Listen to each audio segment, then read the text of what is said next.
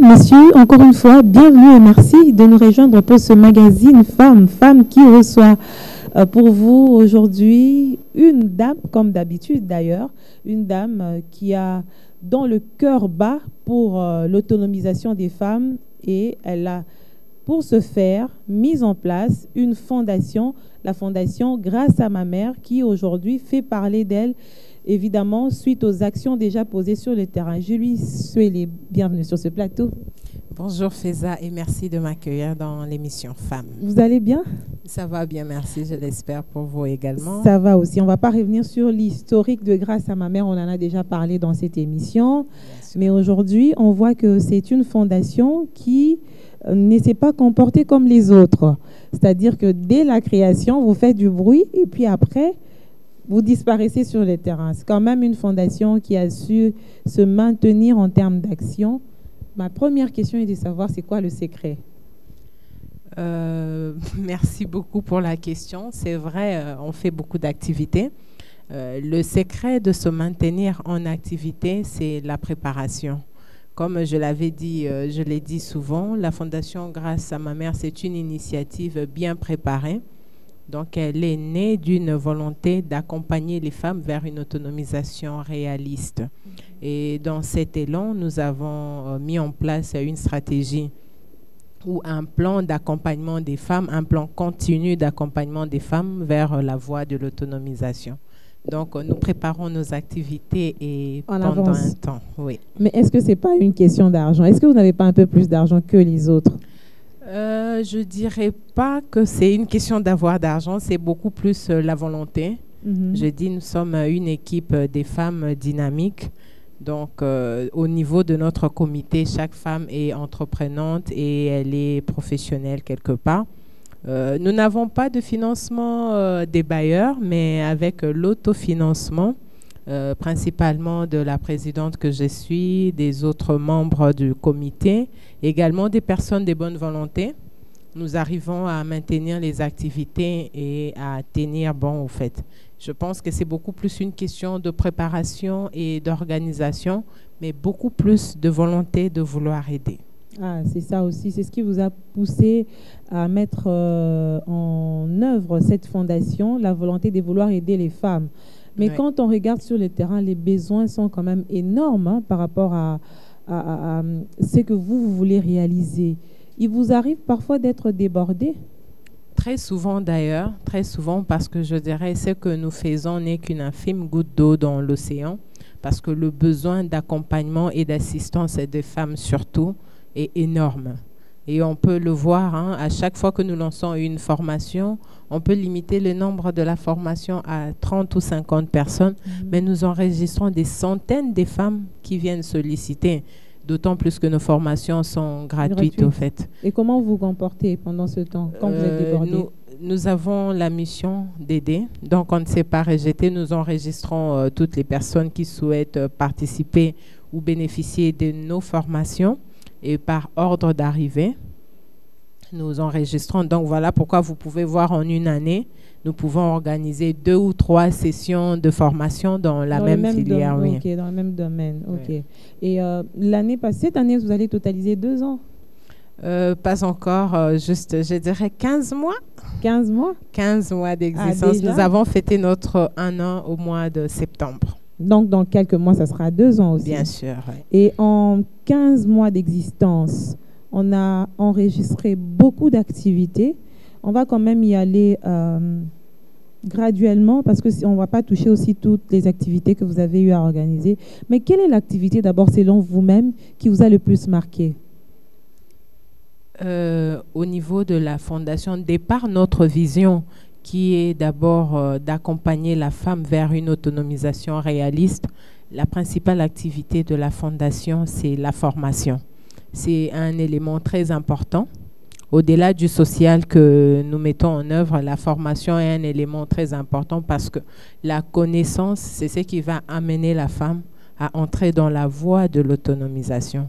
Donc, nous organisons des formations pour des membres qui sont professionnels, de formation de renforcement des capacités dans différents domaines. Et puis, nous organisons également des formations métiers pour doter les femmes à faible revenu, très souvent dans des situations de précarité, d'avoir une activité génératrice de revenus qui va leur permettre de subvenir aux besoins de leur famille. En étant en contact permanent avec ces femmes, vous sentez qu'il y a ce besoin d'apprendre en elles et que parfois, c'est parce qu'elles n'ont pas ces opportunités que les femmes croupissent dans la misère. C'est ce que vous avez comme impression ou c'est autre chose? Pour ma part, la volonté, je pense que c'est des opportunités qui manquent à ces femmes-là. Je pense que c'est des plateformes aussi qui manquent parce que nous organisons des formations, par exemple des formations métiers. C'est des formations qui durent entre 3 à 4 mois. Mais vous avez coupe et couture, par exemple. Coupe et couture, esthétique générale, hôtellerie. C'est des formations accélérées, mais de 3 à 4 mois. Mais vous voyez des dames qui viennent suivre la formation. Tu vois la personne qui ne savait pas comment tenir un ciseau ou comment couper des tissus, mais au bout de 2 mois, on voit la rapidité dans laquelle les femmes apprennent. On sent quelque part cette volonté et ce besoin-là d'apprendre. Et je pense qu'il faut juste multiplier beaucoup plus des plateformes d'accompagnement, c'est rapprocher de ces femmes-là réellement parce qu'il suffit de les écouter pour ressortir réellement leurs besoins. Du côté métier, par exemple, vous avez formé combien de dames? Jusque-là, en 15 mois. En 15 mois, nous avons formé 450 femmes. Déjà? 450 femmes parce que nous sommes à la 3e édition de la formation en coupe et couture. Chaque édition a 50 femmes. Nous sommes à la 2e édition de la formation en esthétique générale. Chaque édition a 50 femmes. Nous sommes à la 2e édition de la formation en hôtellerie. Chaque édition a 35 femmes. Mais il faut dire et que nous sommes à la 3e édition de make-up professionnel. Et make-up, la session, c'est, je pense, 30 femmes aussi par session.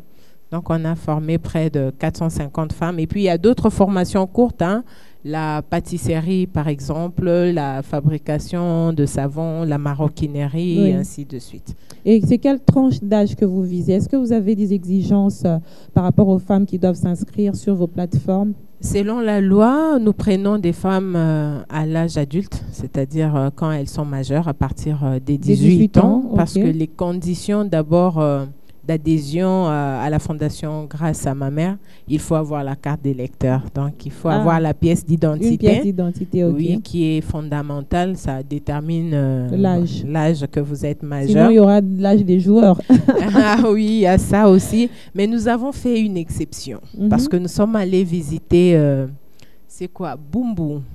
C'est à Bumbu, hein? À Bumbu, nous sommes allés sensibiliser au niveau des Bumbu, où nous avons trouvé un fait qui nous a, moi personnellement, ça m'a choqué. Une fille de 15 ans qui n'avait pas encore d'enfant, c'était une exception dans ce coin-là. Ah bon? On nous dit, il y a beaucoup de filles mères là-bas. Il y a beaucoup de filles mères à l'âge de 12 ans, à l'âge de 13 ans, et qui malheureusement, après la grossesse, elles ne savent plus poursuivre avec les études.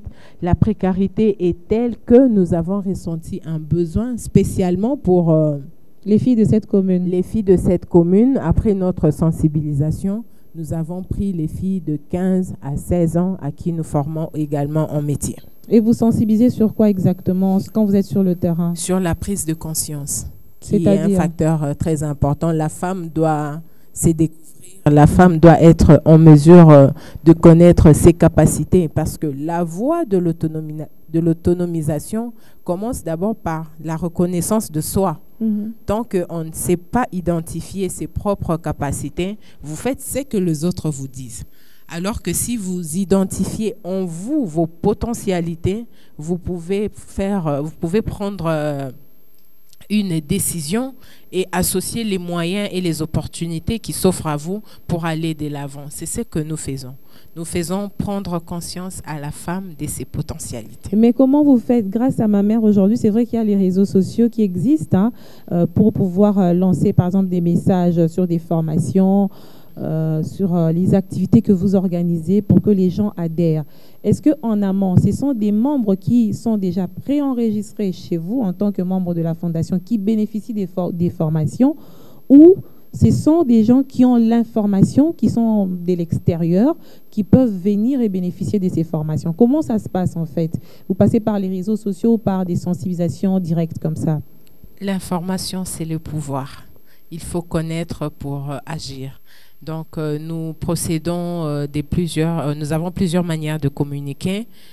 Très souvent, si nous voulons lancer une formation, nous mettons sur nos différentes plateformes réseaux sociaux où nous communiquons sur nos différents programmes. En début d'année, comme vous avez pu le voir, nous avons communiqué notre calendrier d'activités pour 2023 et nous les mettons sur les différentes plateformes réseaux sociaux. Nous avons une base de données aujourd'hui. La Fondation Graham compte à peu près 1300 membres. Déjà? Oui, ça va très vite parce que nous avons aussi beaucoup formé. Les 450, c'est des formations métiers, alors que nous avons aussi des formations de renforcement des capacités. Nous avons les dépistages gratuits que nous faisons. Donc, nous avons une base de données de près de 1300 femmes. Nous avons 2 groupes WhatsApp pour les femmes qui ont des numéros WhatsApp ou qui nous permet de maintenir une communication permanente avec nos membres. Pour les autres membres qui n'ont pas ces moyens de communication, nous avons au niveau de notre siège une équipe de calling qui appelle souvent pour annoncer les formations, les différentes activités de la Fondation. Mais dès le départ, au moment de l'adhésion à la Fondation grâce à Ma Mère, nous avons mis une politique de présentation de besoins. Ça veut dire quand vous venez adhérer à la Fondation grâce à Ma Mère, ce n'est pas seulement la fiche d'adhésion. Nous avons une équipe qui vous écoute, qui écoute votre besoin et qui fait le profilage de tous les membres. Donc, dès l'adhésion à la Fondation, nous avons différents profilages et on sait réellement, en fonction de ça, on oriente même les formations. Ça nous permet de savoir quelle formation prioritaire par rapport à telle autre, parce que même le domaine des formations, ça reste assez nombreux et beaucoup.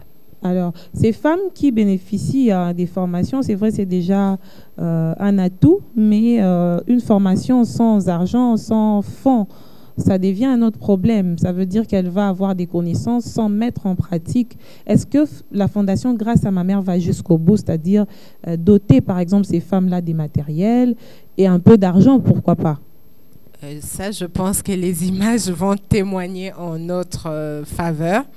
À chaque édition de formation métier surtout, nous nous efforçons de remettre les kits métiers à chaque apprenante parce qu'on se dit, oui, nous avons pris ces femmes en situation de précarité. Nous leur avons doté des connaissances nécessaires pour exercer un métier, mais il y a un problème réel qui se pose, c'est le financement. Après, c'est des formations métiers, le manque d'exercice ou de pratique fait perdre la connaissance dans les temps. Donc, nous nous arrangeons et nous nous organisons avec la compagnie des personnes de bonne volonté, comme je disais tout à l'heure, à doter des kits métiers pour chaque édition de formation métier. Par exemple, celles qui font la coupe et couture, nous donnons des machines à coudre. Comme elles apprennent avec des machines à pédales, donc nous dotons également des machines à pédales à la fin de chaque session. Celles qui font l'esthétique générale, nous donnons le kit salon de coiffure. Celles qui font l'hôtellerie, nous donnons également des matériels qui leur permettent de gérer un petit takeaway au coin. Mais nous avons également mis en place un service traiteur de la Fondation Graham. Ça permet à nos apprenantes de continuer leur activité. De mettre en pratique, Oui, non seulement elles continuent leur activité, mais pour chaque prestation, ça leur permet d'avoir un petit rien. Bien sûr, c'est le service qu'elle offre, en fait. c'est un service mis en place par la fondation, mais qui est géré par les membres de la fondation qui ont bénéficié de la formation. Vous avez déjà eu des marchés en hôtellerie? Oui, bien sûr. Dernièrement, nous avons fait un cocktail VIP avec la Robank et la MUFA, où nous avons servi il y avait des invités VIP, hein. C'était vraiment VIP. C'est une fierté pour vous aujourd'hui. Très, très, très satisfaisante pour moi, parce que nous avons reçu des éloges de nos convives, des bénéficiaires. La qualité était au rendez-vous et quelque part, c'est une fierté pour moi. Je me dis que la formation a été bien dispensée. Et si en moins de 6 mois, on peut déjà pénétrer ce marché-là, c'est bon pour nous.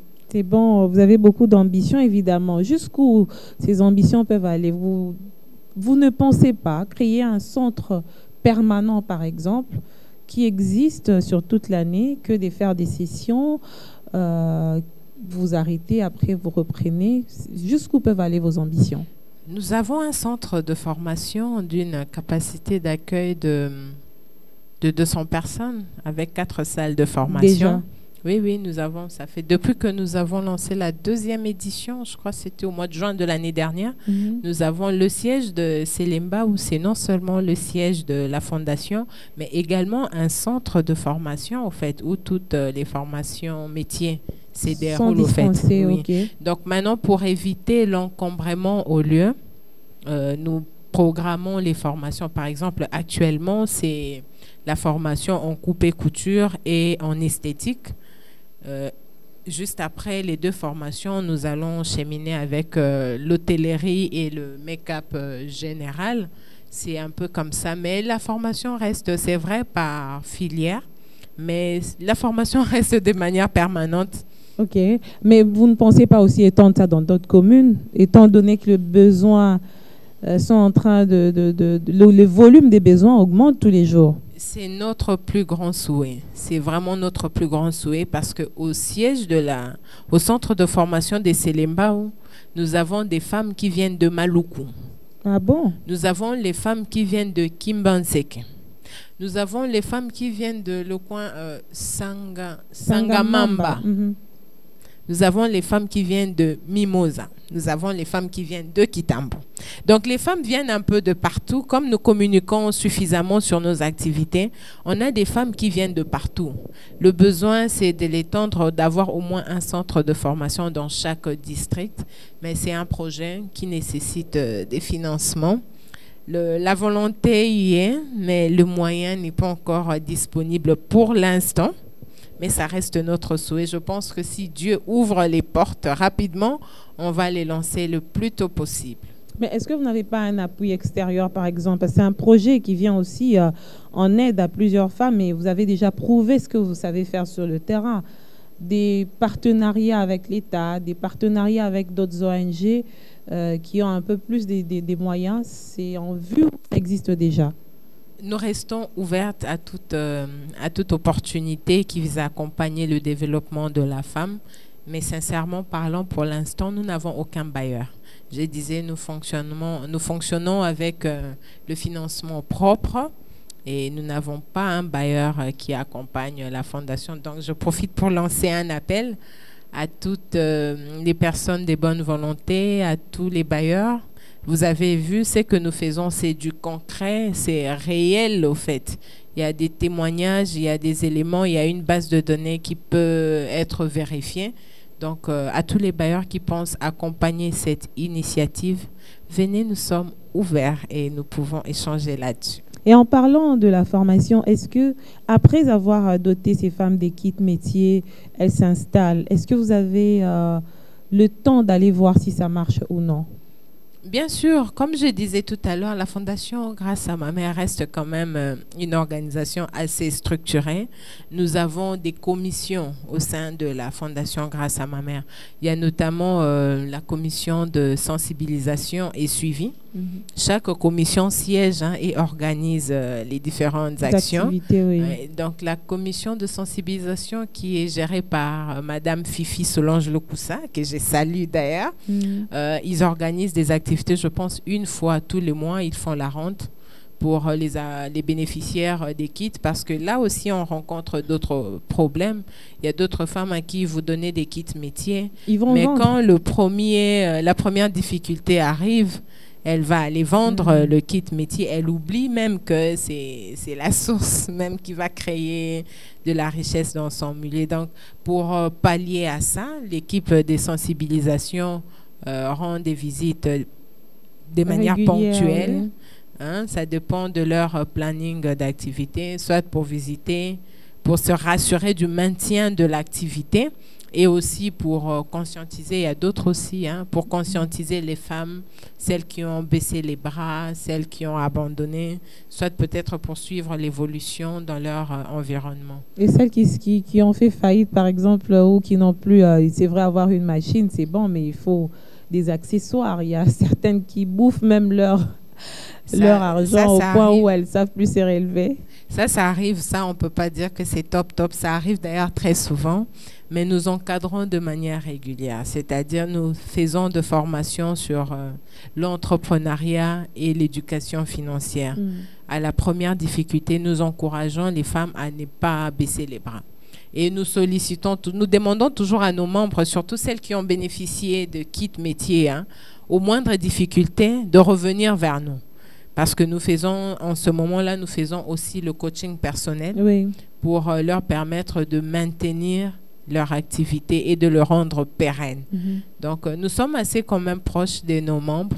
Et pour chaque bénéficiaire de nos kits métiers, ils sont dans deux groupes où ils sont suivis. Nous mettons en place, par exemple, de nous montrer à chaque fois leur réalisation. Par exemple, celles qui font la coupe et couture, qui ont bénéficié de métiers, des kits métiers, nous leur demandons de nous confectionner des uniformes, au moins une chemise le mois. C'est ce que nous allons remettre aux enfants démunis lors de la rentrée scolaire. Donc, ça leur permet d'avoir cette redevabilité, de continuer à confectionner pour nous ramener la preuve qu'elles continuent d'exercer. Et en parlant de ce côté social, c'est quand même très touchant aussi de vous voir en action aux côtés des orphelins chaque année. C'est pas facile. C'est vrai que vous n'avez que 15 mois d'existence, mais ça fait 2 fois que vous avez organisé ces activités. C'est émouvant, n'est-ce pas? Oui, parce que nous considérons que les fêtes de Noël restent un moment particulier et un moment mémorable pour les enfants, surtout pour la petite enfance. Beaucoup des enfants dans les orphelinats, ils n'ont pas une image de la fête de Noël, hein, en fait. Généralement, nous les vivons dans nos familles avec nos enfants où c'est une grande fête. Mais on se contente de remettre un petit rien, un petit sac de riz, de poulet à ces enfants-là. C'est des choses qui peuvent manger tous les jours. Mais on ne leur fait pas vivre l'ambiance de fête. C'est pour ça, nous, on s'est décidé au sein de la Fondation Gram, chaque année, pour chaque fête de Noël, nous allons faire vivre le rêve de Noël à ces enfants orphelins. Comment ça se passe? Nous organisons, en fait, nous sélectionnons les différents orphelinats dans la ville de Kinshasa. Pour l'édition 2021, nous en avons 10. Pour 2022, nous avons eu 13 orphelinats venus des 4 districts de la ville de Kinshasa. Nous louons un grand espace, vraiment un très grand espace, parce que nous aménageons un aire des jeux pour les enfants. Nous faisons un banquet de Noël. Donc, ils ont un espace des jeux où ils peuvent jouer.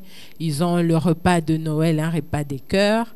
Ils ont la visite du Père Noël qui leur offre des cadeaux. Vraiment, ça rentre dans l'esprit de Noël. Chaque enfant, nous faisons pour 300 orphelins. Chaque enfant reçoit un cadeau du Père Noël. Et puis pas un cadeau usé, hein, vraiment des nouveaux cadeaux. Oui, on voit les images, hein, ce sont des objets généralement neufs. Également pour les vêtements, c'est vrai, nous disons, les enfants adorent voir les étiquettes sur les vêtements. Oui. Donc pour la fête de Noël, d'autant plus que nous achetons les vêtements pour nos enfants à la maison, nous faisons la même chose. Chacun de nos 300 orphelins reçoit des vêtements et des chaussures pour la fête de Noël. Ils viennent déjà habillés? Oui, ils viennent déjà. En fait, nous achetons, comme c'est des orphelinats ciblés, nous achetons en amont, nous rendons visite 3 jours avant la fête de Noël. Les orphelinats nous envoient quelques jours avant la liste des enfants qui vont participer, leur âge, leur sexe et leur taille. C'est sur base de ça que nous achetons les vêtements et que nous leur émettons 3 jours avant la fête. C'est pas mince à faire, hein? Oui, financièrement, ça coûte. Hein, ça coûte beaucoup. Mais bon, vous avez quand même des personnes de bonne foi aussi qui vous accompagnent.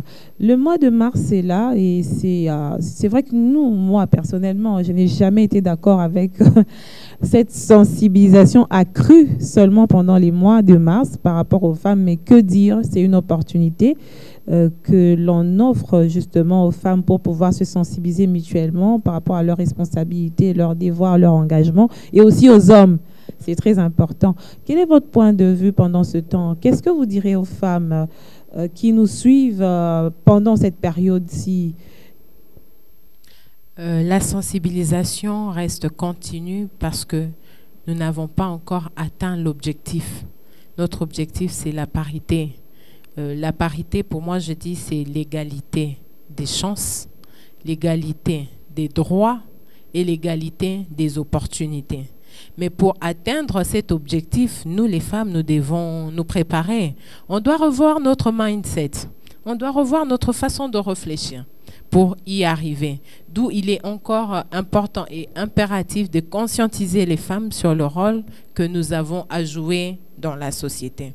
Cette prise de conscience ne se limite pas dans les théories. Il nous faut nous doter des moyens pour y arriver. Nous voulons nous asseoir à la table de la décision. Agissons pour y arriver. Nous devons nous former. Une fois que vous êtes... base des compétences, il faut justement, le dire, les compétences, nous en avons. Oui, souvent nous en avons.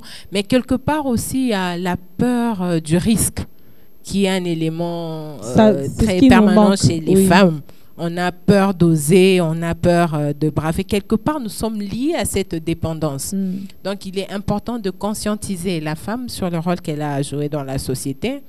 Le combat que nous menons pour s'asseoir à la table des décisions, pour atteindre la parité 50-50, nous devons faire preuve de compétences pour y arriver, pour maintenir, parce qu'il ne suffit pas d'avoir les sièges, il ne suffit pas d'avoir de postes, mais il faut prouver qu'on en est compétente au fait. Oui. Donc nous invitons à la formation et à l'information, d'où il est important de continuer à sensibiliser les femmes. Vous êtes fière de la Julie que vous êtes devenue aujourd'hui?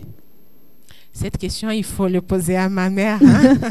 C'est elle, grâce à ma mère, je pense qu'elle serait la personne adaptée. Mais je veux poser la question, si vous permettez, aux téléspectateurs. Chers téléspectateurs, est-ce que vous êtes fiers de la Julie que je suis? Je pense qu'ils diront oui. Hein. Même si vous faites un peu de modestie, mais bon. Si oui, qu'est-ce que vous pensez devenir demain? La question, elle est quand même... Est-ce que vous n'avez pas d'ambition politique derrière tout ce que vous menez comme action? Curieusement, tout le monde me pose cette question-là. Parce qu'on connaît comment ça se passe. Quelqu'un m'a appris à dire que dans la vie, on ne dit jamais, jamais dans la vie. Mais pour l'instant, ce n'est pas mon ambition, au fait. Je n'ai pas créé la fondation pour avoir des objectifs politiques derrière. Je pense que... Vous vous êtes fait enrôler seul? Oui, seul. Il n'y avait pas les membres de la fondation. En toute discrétion. Il n'y avait pas les membres de la fondation qui vous ont accompagné. En toute discrétion, je suis allée, heureusement pour moi, le centre était juste à 2 pas de ma maison. Je suis allée à 8 heures. Ce jour-là, comme tout le monde, j'ai pris mon jeton. J'ai fait la queue peut-être pendant 20 minutes parce que j'étais arrivée quand même assez tôt. Oui. Et comme je devrais aller aussi au bureau, j'ai pris mon jeton. Je me suis fait enrôler. En toute discrétion, je suis sortie du bureau. Mais après, comme j'encadre beaucoup des femmes, et dans l'entrepreneuriat aujourd'hui, les femmes ont un gros souci. Hein. Là, j'invite et je sensibilise encore les femmes à s'enrôler massivement. C'est important. Pourquoi et dans quel sens? Parce qu'aujourd'hui, la pièce d'identité valide que nous avons dans notre pays, c'est la carte d'électeur et le passeport. Et pour avoir les passeports, on sait que ce n'est pas donné à tout le monde. La seule pièce d'identité que nous pouvons obtenir gratuitement, c'est la carte d'électeur, d'où il est important de se faire enrôler. non seulement pour faire nos choix lors des élections à venir, mais également pour pouvoir formaliser nos entreprises. Aujourd'hui, pour ouvrir un compte en banque, il faut avoir une pièce d'identité. Pour créer un business formel, il faut avoir une pièce d'identité. Pour s'élancer, même pour postuler dans des postes, il faut avoir une pièce d'identité valide. Et c'est important. Et si on ne s'enrôle pas massivement, qu'advient après? Donc, il n'y a pas que ces ambitions politiques pour lesquelles on devrait s'enrôler. Donc, il n'y a pas d'ambition politique derrière. Vous êtes plus sur l'entrepreneuriat. Beaucoup plus. Parce que l'autonomisation vient dans l'entrepreneuriat et dans la prise de conscience. On a fini, Julie. Une dernière question. Qu'est-ce que vous prévoyez pour 2023, puisqu'on est encore aux 3 premiers mois? Nous avons publié il y a quelques jours notre calendrier d'activités, qui est déjà assez débordé. La formation en premier lieu, parce que pour nous, c'est la voie pour emmener les femmes vers une autonomisation. La formation de renforcement des capacités et des métiers, des sensibilisations. Nous en faisons beaucoup déjà pour le mois de mars ici. J'invite les femmes. Nous allons lancer la 3e édition de la campagne de dépistage gratuit du cancer de col utérin avec notre partenaire habituel, les centres hospitaliers Montcollet. Donc, nous allons déjà lancer cette campagne-là le 1er mars. Également, il y a d'autres formations de mise à niveau, de renforcement de capacité et nos autres activités de motivation. Donc, les femmes qui n'ont pas encore adhéré à la Fondation Grâce à ma mère, comme on dit, nous servons en premier les filles maison. Il est temps, venez vous enregistrer, venez adhérer à la Fondation Grâce à ma mère. On est à 1300. Oui, nous sommes au numéro 15 de l'avenue de la Paix, quartier Ngafani, dans la commune de Selembaou, mais sur la route bypass, parce que d'autres personnes vont nous chercher vers le marché Selembaou. Oui. Nous sommes sur la route bypass, non loin de la maison communale de Mongafula. C'est l'arrêt Munongo, où vous pouvez nous contacter au 089 721 99 99. L'émission est finie. C'était un plaisir. Merci à toi de m'avoir fait honneur. Julie. À très bientôt pour justement parler de la Fondation Grâce à ma mère. Madame, Messieurs, merci à vous également de nous avoir suivis.